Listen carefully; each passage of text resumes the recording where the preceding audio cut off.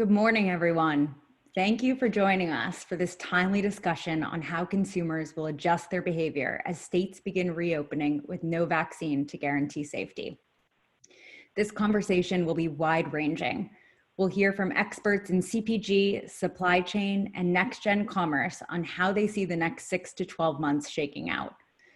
We hope the threads they pull will help all of you understand how the most agile companies will behave in 2020 and into 2021.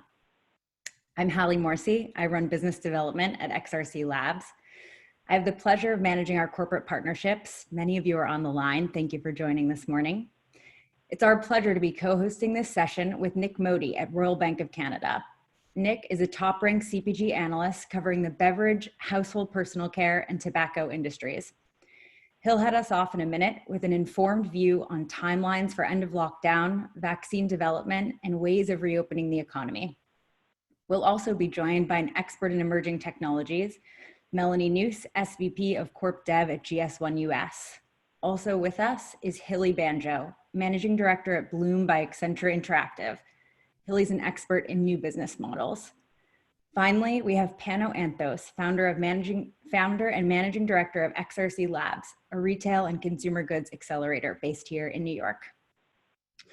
For those of you who are newer to who we are, XRC Labs is an innovation accelerator for the next generation of disruptors in the retail and consumer goods sectors. We run 2 programs each year that bring together entrepreneurs, investors, and corporate brands and retailers to foster rapid innovation in retail and CPG. We have 9 corporate partners, retailers like CVS and Lowe's, as well as service providers like MasterCard and Accenture. All of our corporate partners rely on us to be predictive, truthful, and connected. Predictive means access to early stage startups, truthful means thought leadership, and connected means access not only to startups, but to peer corporate partners, trade, and Wall Street. As investors, we fund early stage companies across the retail and consumer goods landscape.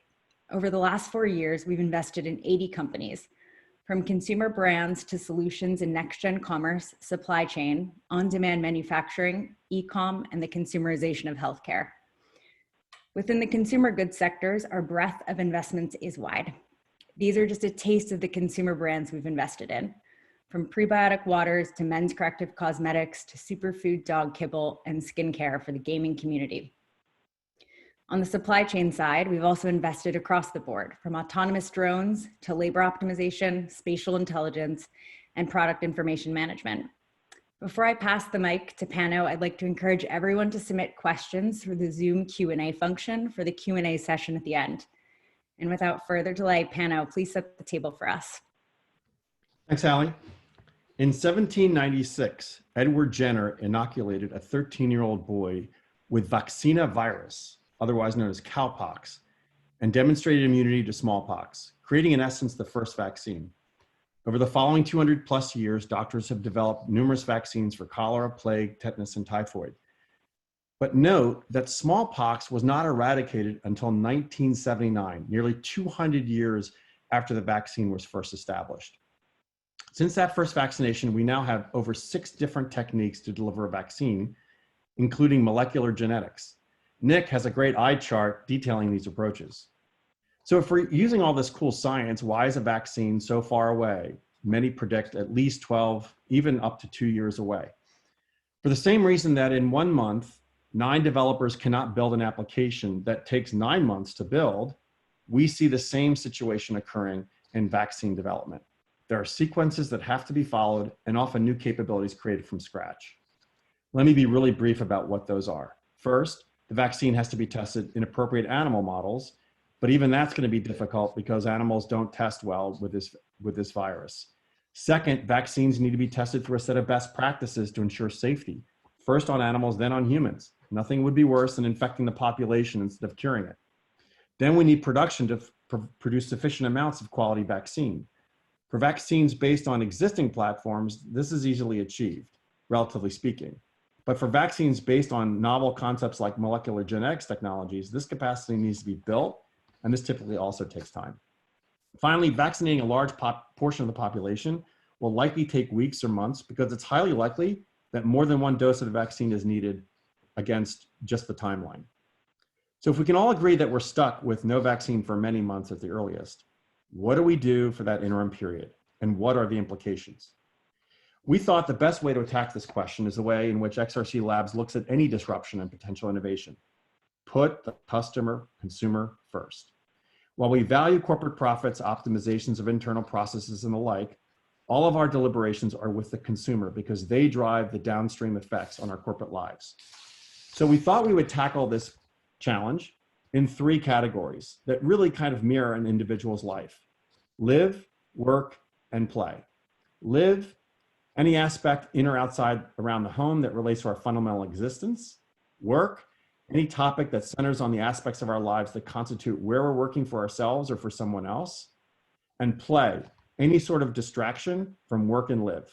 Activities are not essential for life, but greatly increase the fun of being alive. Entertainment, sports, travel, the like. So let's dive in. Nick, you're on. Thank you, Pano, and good morning, everyone. I'm just going to share my screen here and level set the discussion, which is really what I want to do before we get into our group discussion. So, what if there is no vaccine, and how long will consumers, take to get back to normal, and what happens in the interim, right? And so, where are we now? And let's just level set kind of the situation that we're looking at here in the U.S. At the moment. Overall case counts seem to be plateauing, but there is no state that has sustained a 14-day decline, which is required actually by the original CDC guidelines that were put out by the government. So reopenings are happening despite the fact that we're not actually seeing some of those tenets and parameters being met. If you take a closer look at the U.S., it's good, thankfully. In New York, things are starting to moderate. Okay, but the reality is, if you look at the U.S. ex-New York, again, we're in this peak plateau situation. We really haven't seen it decline across the board. Now, this is science, right? I mean, the reality is I'm spending more and more of my time trying to figure out science than I am trying to figure out finance or the economy, because the science is going to lead everything else. Luckily, I had 3 semesters in college of biotechnology work, so I'm a little bit familiar with what's going on. So I have spent some time with my biotechnology research team to understand exactly how they're thinking about the world, and we'll talk about a couple of those things in a second. But this is their base case, best case, and worst case modeling. They've actually been pretty accurate as it relates to identifying the modeling and the forecast rates for new cases. They've been closer to the actual case count than most of the other institutions that we've seen putting out numbers and models. And they're expecting a plateau again, a very consistent level of case count, and obviously with a best case scenario of things starting to moderate in terms of new case counts. Now, their point of view is that the fact that social distancing is starting to break apart a little bit earlier than they had anticipated, and shelter in place is also getting removed earlier than they anticipated, that is why they believe that we're going to be in this kind of peak plateau situation over the coming weeks and months. Now, it's interesting when you look at how the U.S. is faring versus other markets, especially other developed markets. You can see there's been a significant drop-off in total cases confirmed in many markets. Yet the U.S. has started to level out, but again, it's still at this peak plateau situation. Now that's important, right? Because a lot of these countries actually have their problems earlier than the U.S. did. But if you map it time to time in terms of the number of days the pandemic has been around each of those countries, the U.S. is really lagging behind in terms of bringing those total case counts down. Now, the important thing is markets like Japan and Thailand and Singapore, what we're seeing is a reinfection rate, perhaps because they reopened the economies too quickly, and now there's shelter-in-place restrictions happening again in some of those countries. Now, what happens when you reopen? So we all know the story about Atlanta, Georgia, which reopened much earlier than most other states and cities.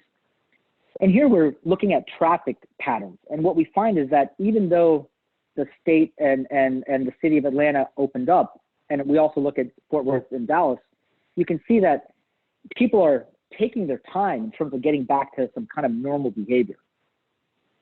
And what's interesting is if you look at it by actual town within Georgia, what you can see here is people aren't really moving that much. I mean, this is looking at today versus 2 weeks ago when Georgia reopened. And you can see here, there's only a few places that are kind of yellow, which would suggest traffic has increased 10% from the prior year. The reality is, in most instances, people aren't moving or their actual mobility is down. And this, we're using sources from Topos and SafeGraph. These are GPS pings of people to help us understand exactly where mobility is happening. Now, even when mobility is happening, I think it's important to dig even deeper, right? People aren't necessarily going back to retail and restaurants and recreation and even the workplace. They're literally going to the park, right? And you can see here that park traffic is, still down 5% from a year ago, but closer to flat than anything else that we're tracking in this chart. Now, what happens when things reopen, right? So we know that the consumer is a bit shy to start getting back to normalized activity. But just think about how each state, each city, each town is actually going to reopen, right? No waiting rooms in Alaska, office reopening at only 50% capacity in Colorado. Retailers can only reopen at a 50% capacity in Tennessee, maximum of 2 employees per location in Vermont, et cetera, et cetera. I mean, this is another problem, is that even when things reopen, they're not necessarily reopening fully. I mean, if you take a step back and think about all those restaurants that are really excited to reopen again, but they have to operate at 50% capacity, I'm not really sure how many of those restaurants are going to survive through the summer. Now, here's an interesting thing. Consumer sentiment studies done since March would suggest consumers want to do revenge spending, right? Like, hey, when I'm back in the market, let's get going. But if you actually look at what they're saying and track it over time, still less than half of the population, based on the survey done by Harris Poll, are really looking to get that active, right? You can see here, vacation and traveling, while it has picked up, it's still significantly below where you would hope it would be. Buying gifts, so buying new clothes. I mean, people are scared to get out. People are worried about their finances, given what's happening with the economy. And this is the most important thing. This is a psychological issue. People are just fearful and scared, especially if you have at-risk people in your home or household. For instance, I have a son that has very bad asthma. I have an autoimmune disorder. I have celiac. I have elderly parents that live with me for half of the year. What happens to those types of households where you may be healthy, but if you go out, you're afraid that you might bring something home and really infect someone that is vulnerable? And that is the problem. So you can see here, I fear I could die as a result of COVID-19. And we're not talking about just, I'm going to take my time, I'm worried about the economy. I mean, people are literally worried about their safety. And that's going to really put a lid on economic activity, I think, for the foreseeable future. Now, where are treatment and vaccines? We hear a lot of stuff in the press. So I spent some time with my biotechnology team to provide a scientific, factual perspective of kind of what's happening, right? Hydroxychloroquine, it has proven not to be an effective treatment. That is done through science based on what our biotechnology team sees. We have the drug from Gilead, and that seems to be effective, but again, supply is very low, and there's actually been some data coming out of the WHO that would suggest that even its effectiveness is not as great as originally thought. Pepcid, actually, which you use for heartburn, actually has an active ingredient that has been also proven to be helpful, and that's being studied right now. So we're not going to get perspective around that until September, and then even after that, as Pano talked about, there's a process to go through in order to actually develop a medicine. And then in terms of actual vaccines, it is unlikely that we will have a vaccine by the end of the year. In fact, I just spoke to our biotechnology team today. They just put out a report, and we're happy to send it around if anyone would like. And they suggested that it might take 1.5 to 2 years for a vaccine to be fully commerciable and scaled for the broader population. And this, just for everyone's reference point, there's a lot of shots on goal right now as it relates to medicines and vaccines. So this is basically a schedule list of all the medicines and all the studies being done and what the ongoing clinical readouts will be and when we can expect some results. So the bottom line, we're not going to wake up one day and it's going to be a light switch. This is going to be a dimmer switch. And there is a high likelihood that we kind of up the light and then have to go back down again before we go up again. And so the way I'm thinking about the world is just like a W-shaped recovery, right? This is not going to be a V, which is, I think, what a lot of folks are hoping for. I try to ground everything in facts and science, and it doesn't seem like a V to me. So with that, Hili, I'll kick it back over to you, or to Pano, I'll kick it back over to you. Thanks, Nick. What we're going to do going forward, folks, is we're going to take each of the sections, live, work, and play, ask the panelists a set of questions, and then leave plenty of time at the end for Q&A.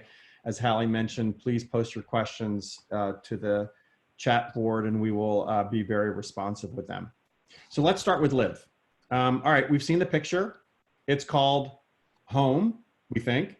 First question to each of the panelists: what percentage of your time will you be spending in home post the shutdown? And please exclude sleep time. So in other words, you have a 16-hour day.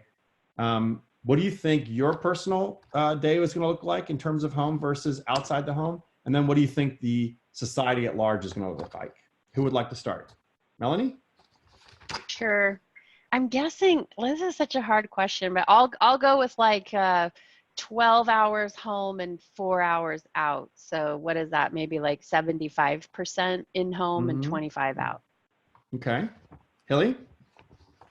Yeah, I have a similar ratio, you know, kind of a 60-40. I think it depends on where you live. And, you know, I live in Brooklyn, which is a very dense urban environment. And the more people that are around, the harder it will be to resume a level of safety, I think, in the near future. Nick? Yeah, I mean, I think I'm one of the extremes. I don't think I'll be leaving my house much. I mean, the reality is I typically leave the house for a few reasons. Work, which I'm not going to the office because they haven't opened it up yet. Travel, I'm definitely not getting on an airplane for the foreseeable future. And then kids' sports, we've been told even if they start sports up again, which we haven't gotten a read on that yet, there will be no spectators. So the reality is I'll probably just drive my kids to a game and back, and I'll be spending the rest of my time at home. So that's, I guess, 16, 17 hours.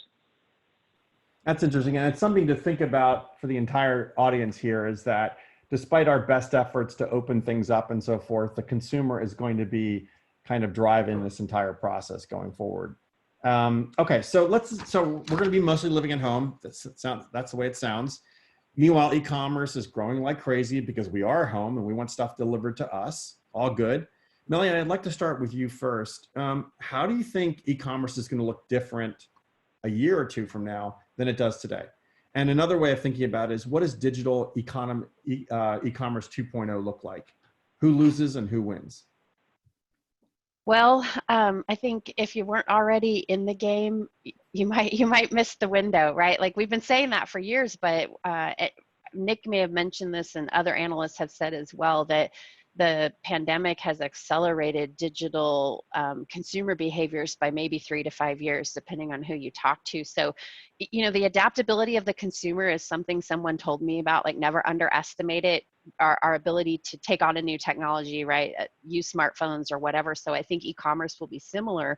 I think the biggest challenge for any company will be two things: profitability, which will be driven by things like, you know, how do I manage freight? And I think Pano and some of our pre-call, and you may talk about this today, we talked about the challenge of all this packaging floating around the world. I still get e-commerce shipments with the most wasted space in the cardboard ever. So I think you've got to make it profitable, but you have to meet consumer expectations. And the biggest expectation we've seen in the last few years is the demand for information. So the path to purchase looks very different than it used to look. Much more of it is digital, even if a lot of commerce transactions before COVID-19 were in store and might now flow all the way through in an online channel. So I think winners are going to be people who are providing consistent, accurate, complete product information, and people who are meeting consumers where they are with kind of their, you know, their social perspectives. And I know Hili probably can talk about this a little bit too, but sustainability is making a resurgence, and now circular economy, which has been a little bit of a nebulous, that's a 10-year effort for us, is now starting to really come into play. So people are going to look for products that are something they can get use out of, but also that they have a clear path for how this is going to be good for the environment and good for the planet when I'm done with it. How do I dispose of it? So I hand it off to some other panelists because I know there's a lot of smart folks on the call that can add to that. Sure. Hili, you're obviously do a lot of work in interactive. What does D2C look like from an interactive perspective? I mean, do we need stores anymore? Are we all going to do this virtually? What do you see coming down the pike? I don't think it's black and white, right? I don't think tomorrow's stores are going to disappear. There is, dark stores emerging, gray stores emerging. I think people, once they feel safe and a trusted environment, are still going to want to touch and feel things. There's some interesting concepts that are being developed, like start a cart digitally from home and then go into, for example, the grocery store to pick up your produce, things that you want to touch and feel. I think it's interesting. I saw a tweet this morning that said, if you're wondering whether the reopening of physical retailers will stunt 2020's e-commerce boom, stand in a 27-minute line of 9 customers at Target. And I think that's really what it is, thinking about convenience, right, which is always going to be an impact, price, and the price you pay not only monetarily, but in safety, and then the cost associated with it.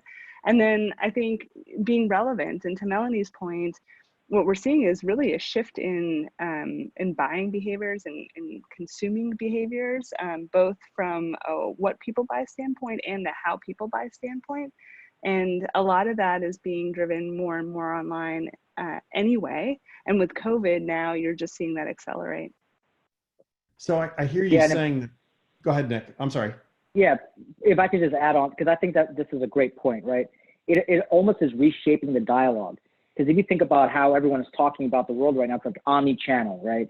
And it's really focused on the endpoint of where you buy your product. But what about omni-shopping behavior, in the sense that now you're going to have a hybrid of various different types of channels and how you actually obtain your product, like Hili was talking about, right? So you say, all right, I'm going to pre-order all the center of store stuff, but I want to go and I want to pick my own vegetables. I mean, I just think that's such a powerful concept that I don't hear enough about, because I think people are thinking a little bit too siloed in terms of how the consumer is going to start evolving in this environment. But I want to re-ask the question, like, what is going to happen with stores? Hili, you just described a terrible scenario, standing in line in a store. That's like the worst experience ever, right? So do we need to stand in line in a store? Are stores just going to become warehouses where we do drop ship and pick up curbside and, delivery? What is the shakeout going to be of what a store is in the future? Well, I think you've actually seen this already. I mean, even if you go back, there were some pre-digital, maybe forward thinkers like Argos in the UK it was like a virtual showroom, or geez, back in the day, I'm really dating myself, but like the service merchandise model in the US. But stores where you could go in and see something. Maybe now that showrooming is even more digital than it used to be. But we're also seeing a big move in stores because the buy online, pick up in store, or click and collect had started to grow in the US before the pandemic. And so many stores were reshaping the footprint of front of store smaller and putting essentially a robotic warehouse in the back of the store to fill online orders that would be delivered to lockers or curbside, or even to homes. And so I think I would leave it to somebody else to make a more bold prediction on the future of the physical store. I think the physical store is still a place you need to go. And Hili's point around some things, you want to look at it because people are afraid when they click and collect that they're going to get the brown lettuce. And so they want to be able to touch certain things. But we are seeing stores adapt, to give more of that, continue to drive the consumer experience and what I'm used to physically, being able to walk through the aisles, maybe with less people now and directional signs, but to the backup store, moving forward a little bit and starting to leverage technology to drive increased fill rates for click and collect.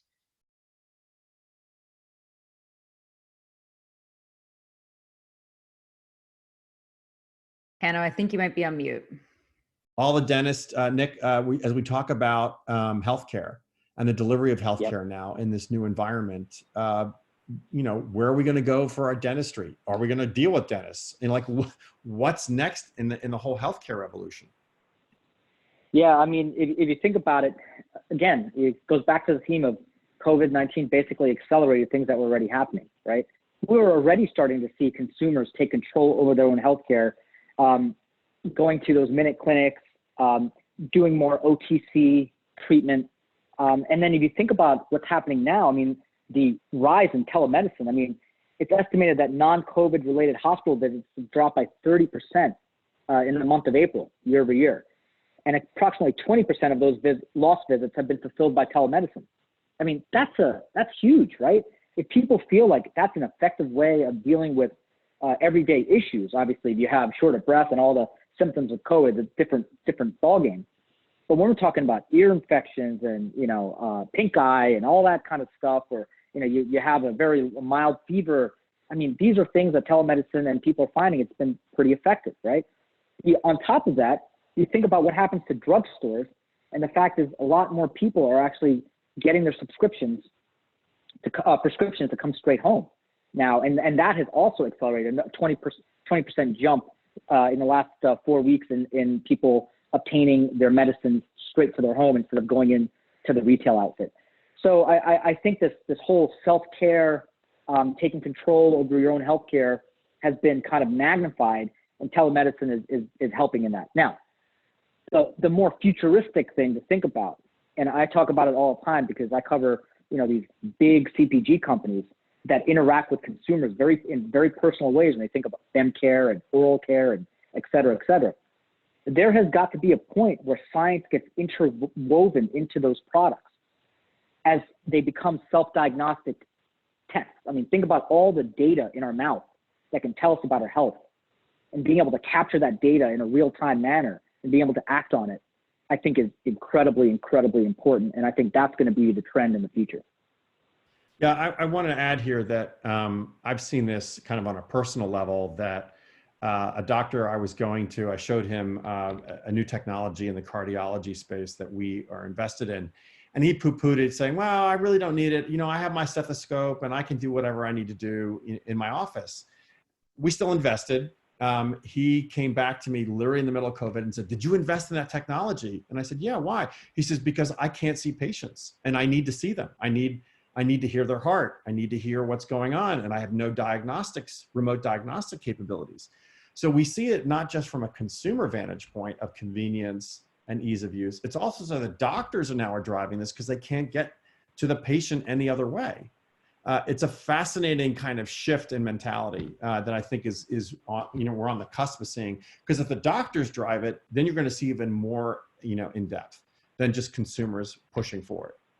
Cool. So let's move on to work. If we're working from home, is this our new office? Let's start with the white collar. We're going to break this out into white collar, blue collar, not because we're, thinking of it any other way, but just the reality of our lives that we're dealing with here. I'm going to start with you, Nick. What happens to office spaces and to landlords if we're all working from home a vast majority of the time? Yeah, I mean, look, there's a couple ways to think about it, and you can even hear examples of how people are trying to address getting back to work already, right? So offices putting plexiglass in between cubicles, rotating the same department on a staggered schedule. So one day you come in, the other group stays home and works. The next day they come in and you stay home and work, okay? So I do think that there is going to be some flexibility in terms of how people move within their current environment. But with that being said, I mean, from a commercial real estate perspective, it's going to be tough, right? It's going to be tough. I mean, I just spoke to a couple of folks yesterday that hold very large conferences, which I was supposed to speak at. And they're later in the year and they're like, look, we can't do it. We got to go virtual. Like there's not enough, we can't change it on the stop of a dime. So we need 3-4 months advance time to prepare. And they've decided to go virtual, right? So think about the convenes of the world and all those, Las Vegas with big trade shows. And, I think this is going to be definitely an issue. The other thing, Pano, that I think is really important, we've been talking about this trend of urbanization forever, right? And it's been happening, right? People have been moving to the cities. Why? Because of job opportunities. Well, the work from home situation has become so part of our fabric and companies are much more open to it. Then could we see a reverse, right? De-urbanization, as we like to call it. I mean, think about some of these statistics. Let me just pull them up here because I think they're really interesting. Okay, between March 15th and April 28th of this year, there's been 74% migration between New York City and Connecticut, 38% migration between New York and New Jersey, and 48% migration between New York and Long Island. Okay, and if you think about the surrounding suburban towns around New York where rental demand is surging, again, same time frame. Leafy Wilton, Connecticut, 19 leases signed, up from 10 years ago. Westport, Connecticut, up 36% from a year ago. Greenwich, Connecticut, up 158% from a year ago. So it's pretty clear what's happening. And if this continues, you're gonna see the cities really start to suffer. So Hili, Accenture has had virtual offices for some time, if I'm not mistaken, or you know, you're very agile workforce.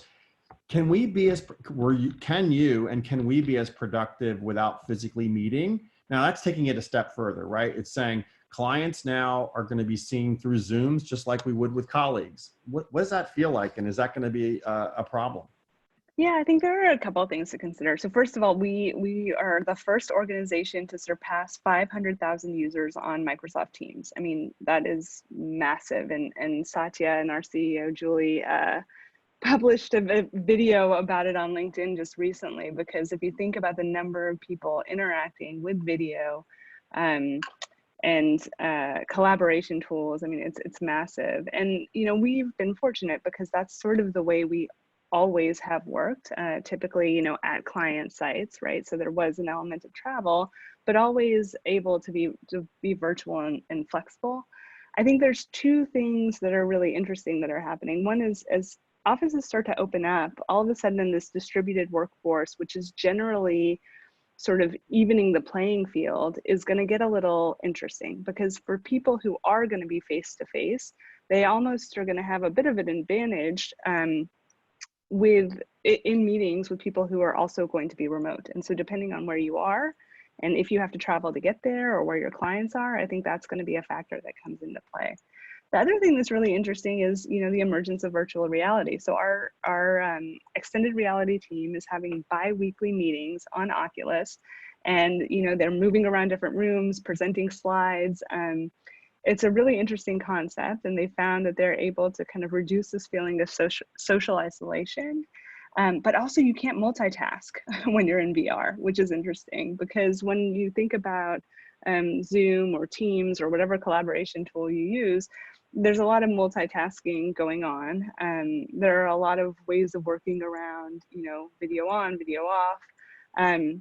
So I think we're going to start to see a range. The one thing that I've heard sort of become more prevalent over the past couple of days is making sure that employees don't burn out. And I think this really stems from this cognitive dissonance of a video call, where your brain is actually working harder to process the information than you would if you were standing face to face, which makes you more exhausted. And because you don't have commute times, meetings are scheduled from the first thing in the morning to the last thing at night.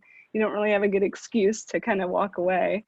And so I think, you know, you're starting to see mandatory or suggested or all staff work from home days. You know, Google just announced May 22nd, they're all, taking a day off, not work from home.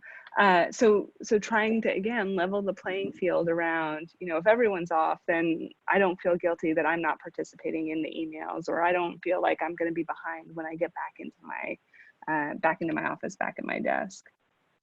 So, fascinating. So Melanie, you know, I want to pick up on the thread Nick started with, which is, and Hili spoke to, which is the suburbanization or the migration back out of dense population areas. What happens to our transportation and mass transit solutions? You know, our supply chains, don't they lever a lot of existing infrastructure? What is this like? What does the future look like over the next, if no one's on the trains? Yeah, well, it's interesting, but we've been talking about digital transformation in kind of, right, the core supply chains, just our own way we operate. And I think that digital transformation is going, or just transformation, disruption, whatever, is going to impact those systems as well. One of the things I felt a little bit, and this might be controversial, but that the pandemic has exposed is the frailty of some of our transportation methods and how propped up they are, right? So as I had said in my reply earlier on Live around profitability, like, right? Commercial entities have to make money to survive. So everything is ripe for disruption if it's not efficient and if it's not driving top and bottom line. So I do think, though, that when you look at the last mile, and it's been a struggle to make the last mile work either profitably or at scale, and we're moving increasingly to a world where that's just a way of life. Right, packages coming to the house every day. Like, I have shifted so much of my personal consumer life to online now. And so maybe it's that, right, you're not only talking about the infrastructure itself having to adapt to serving a different need, but probably bleeding into the comment you made earlier around blue collar, because these typically are workers who do leave their homes to go serve the community and right, and meet needs. And so there's going to be changes in that workforce and the types of activities that they do, but I don't see it staying the same. And we had one of our executives from our board this week say it used to be the question of who can work from home. Now the question will be, why can't you work from home? So there will be a different need for transportation, but I think it would be more of a personal nature and us receiving goods at the front doorstep than as much moving us around from place to place. Well, and you may have seen. And Pano, if I could just add on to that, like, I could just give an example from a financial services perspective. So we have a trading desk and we have traders, and they all sit on the same floor. And obviously that's going to be a problem when everyone gets back into the office. You have the research community, right? All me and my brother and the analyst community, we all sit on another floor. Well, right now what they're talking about is saying, hey, the analyst community can work remotely. I mean, that's what they do. I mean, they're always traveling anyway. Why don't we take that space and separate the trading floor into two different floors and create that distance, right? So, I mean, again, when you think about, Twitter just basically, told their entire organization they could work home forever. So it's just fascinating. I think this is gonna be a much bigger situation than I think people think right now. So let's shift slightly into that next workforce, because we're going to start running out of time. I care a lot about the hourly worker. Retail cares a lot about the hourly worker as well. Hili, are we going to have to work at 1/3 capacity in stores in order to keep social distancing norms? Are we going to be having to dial back our employment based on this traffic flow? What do you see happening on that front? I think it's just going to shift. I think that there are going to be roles that are repurposed for employees, which may take on a virtual element. So in apparel, maybe it's virtual styling. I think, there are companies, Amazon, Instacart, like trying to find employees by the hundreds of, of thousands by the day, trying to get people to help with the last mile delivery challenge. And I think you're also seeing a lot of CPG companies all of a sudden kind of shift to implementing D2C models, and those D2C models have to be fulfilled somehow. And so, I think the way people work is going to change and is going to shift, similar to what we talked about earlier in terms of the retail stores. I mean, the number of stores is going to be optimized. The format of the stores is going to be kind of rethought and in some cases reinvented. Similarly, the workforces are going to be optimized, and the work that people do is going to be slightly different. So let me ask one last question in this category, really like a kind of a quick gut check. What % unemployment will we have pre-vaccine, post this kind of June, July timeframe? So Hili, we're refactoring a workforce, right? We won't have as many retail workers. We may have more supply chain workers. If I were to try to summarize, what % of unemployment are we still going to see because we just aren't doing as much, buying as much? Any change?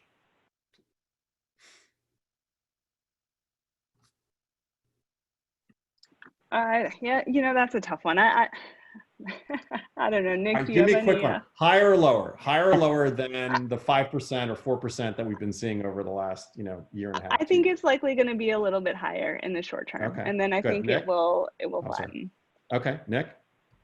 Yeah, it's definitely going to be higher, and I think it's going to take some time to come back, honestly. Because you're right, the capacity required will be lower, right? Okay. Good, Melanie.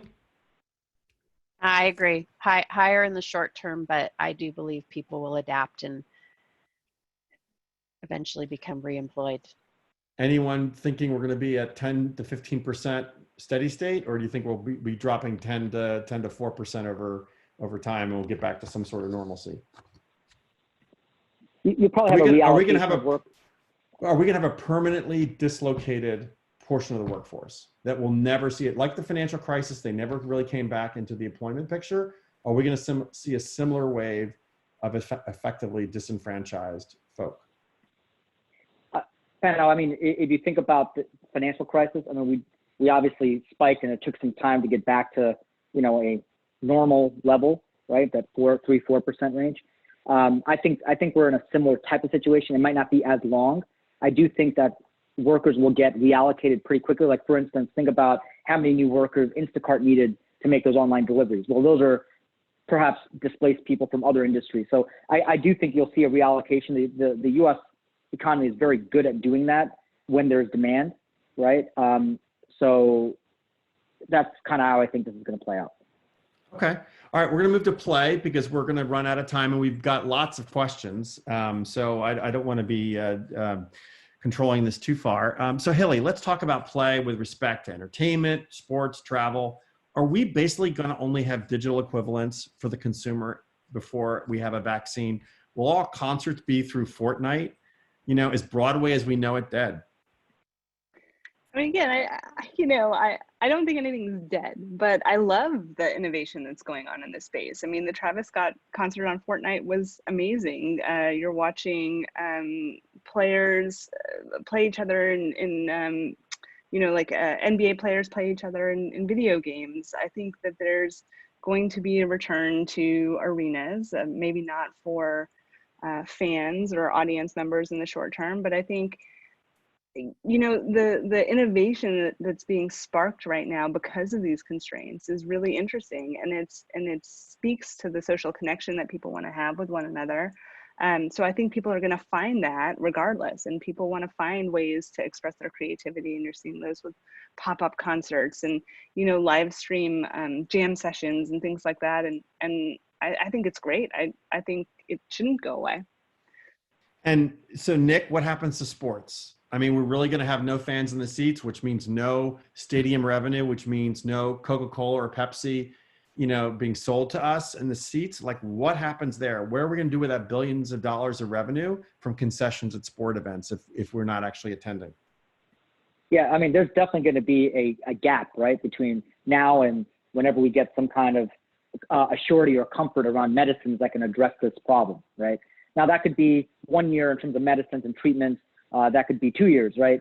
The reality is, you know, these companies are very smart at reallocating. So I was watching this, you know, so the Travis Scott Fortnite thing, you know, 12 million people were on that, a lot of young consumers. Then last Saturday, I was with my wife and my kids watching the Deadmau5 concert on Fortnite for an hour.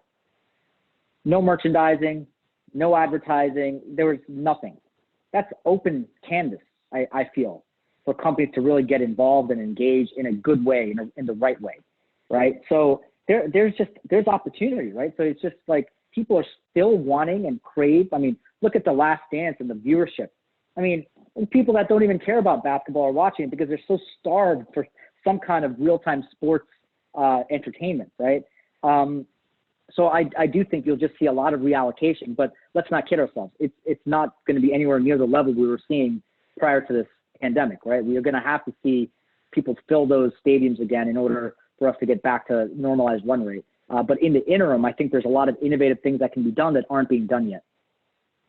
Okay. So here's a question for all of you. Are you going to go on vacation in the next 12 months? Yes. I actually have a team member who is renting a beach house for Memorial Day weekend. Their daughter is in grad school in South Carolina, and so she and her husband are essentially just shifting their isolation from where they are now to the beach. You know, the interesting thing about living in America, and I can't speak about some of the other countries, is you're never 100% of people won't do anything. Like I will do something just because you're doing something different, right? We have this like fierce desire to be controversial. And, and I think there are ways to vacation that still can keep you safe. Now, the hospitality industry, like many others, right? It's just incredibly turned upside down right now. So I don't know how they come back per se. And I think there are some communities that may not be interested in having visitors, but I do think that right, there are safe ways to get away, and so maybe that's a little bit incumbent on the industry to teach us how to play in the quote new normal. But I do intend, my 5-year wedding anniversary is this October, and I fully intend to do something, even if it's I saw a cute meme about going to Backyard of Vallarta, so maybe that's where we'll go. But Nantucket and the Outer Banks have both said no visitors.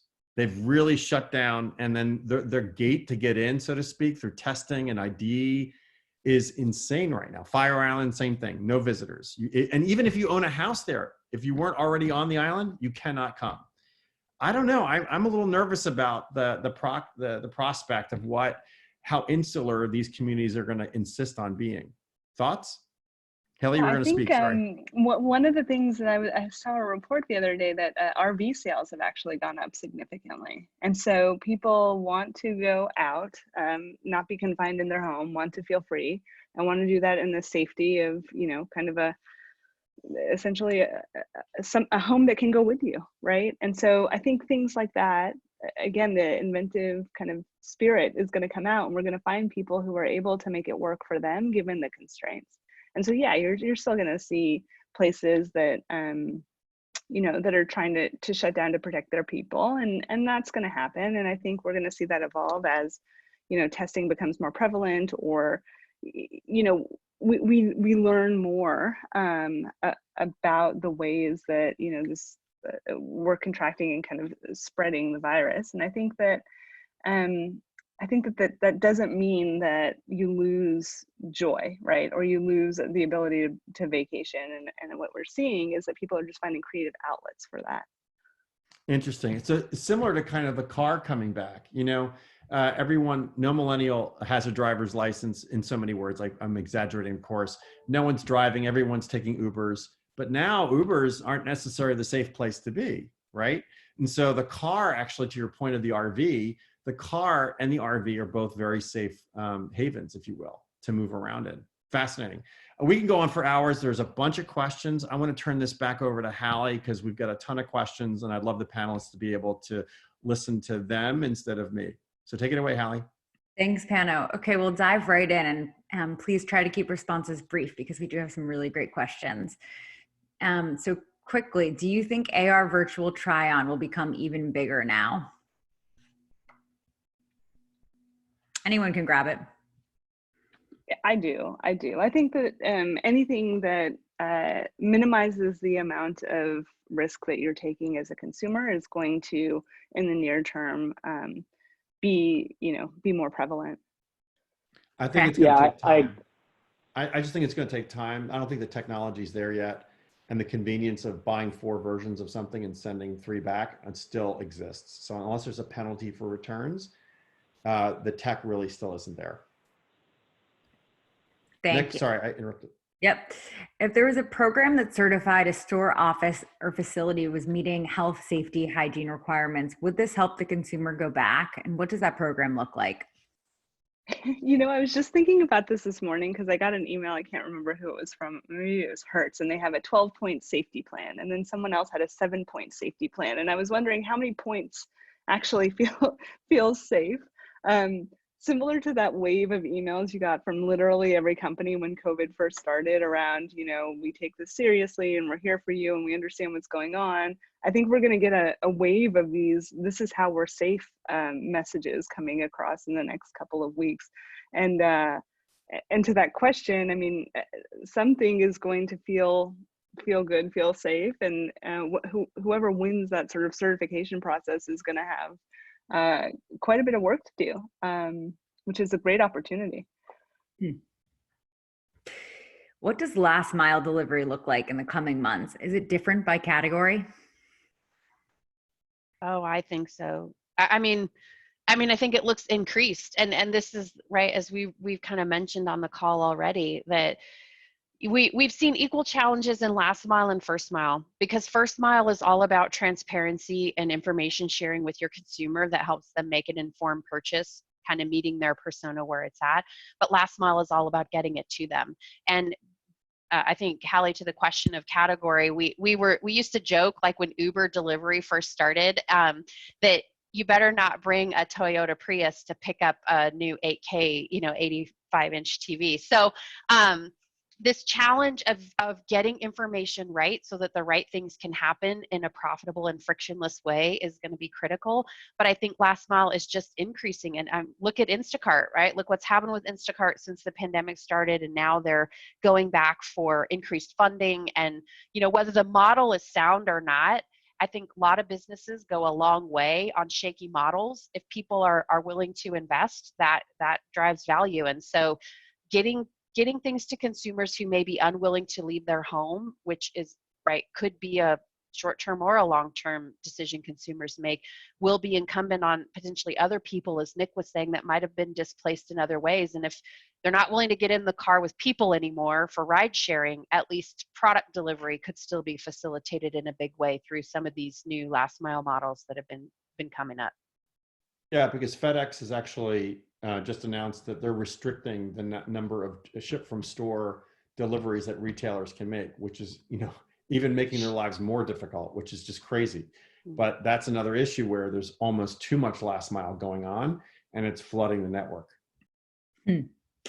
Okay, we have a good question. As a parent of a child at college, what's the outlook for students returning in the fall, and what's the economic impact of potentially college students staying home in the fall?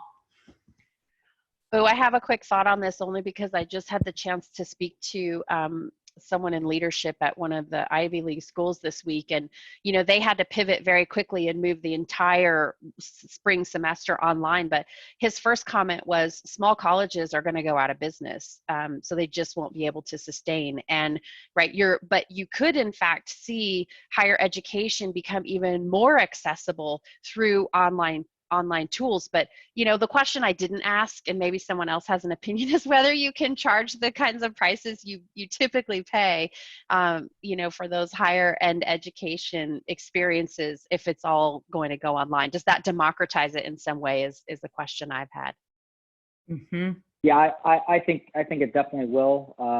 We're already seeing a lot of the big colleges and universities in California say that for the fall semester no one's coming back.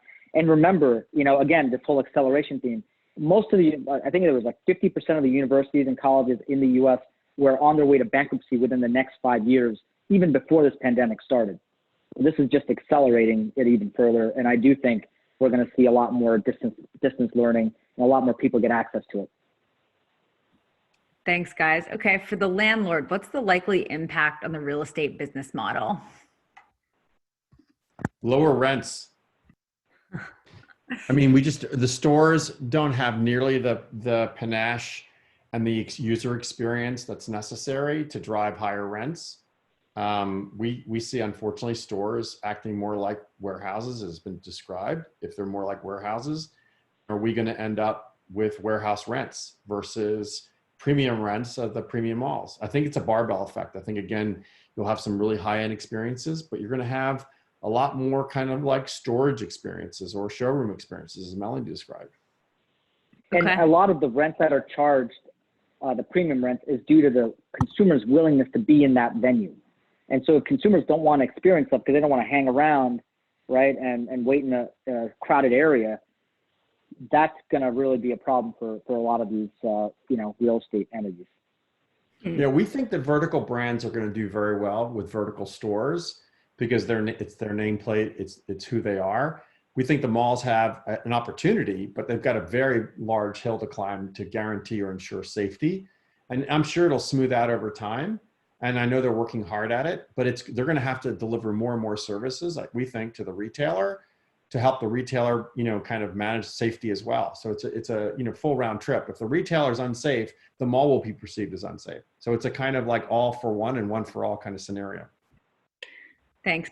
One more question, going back to workforce, how do we see employment contracts changing with the shift to work from home? More contractors, gig workers versus full-time traditional employment? Oh, that's a good one. I think you're definitely going to see more gig workers. Absolutely. I mean, if more and more organizations are willing to not have physical presence of their employees, and people want to, you know, have a balanced lifestyle, which we know is much more in tune with younger consumers or younger workers, I think that's going to create an even greater explosion of gig workers, which, by the way, we're already seeing before this even happened. Thank you, Nick. Okay, thank you, Nick, to your entire team at RBC Capital Markets for the valued partnership here. And thank you to all of our guest speakers and to our listeners for dialing in. If you'd like to learn more about XRC Labs or you have any questions on this content, we'll be sharing out the recording to everyone on the line, and we look forward to connecting. Thanks, everyone. Have a great day.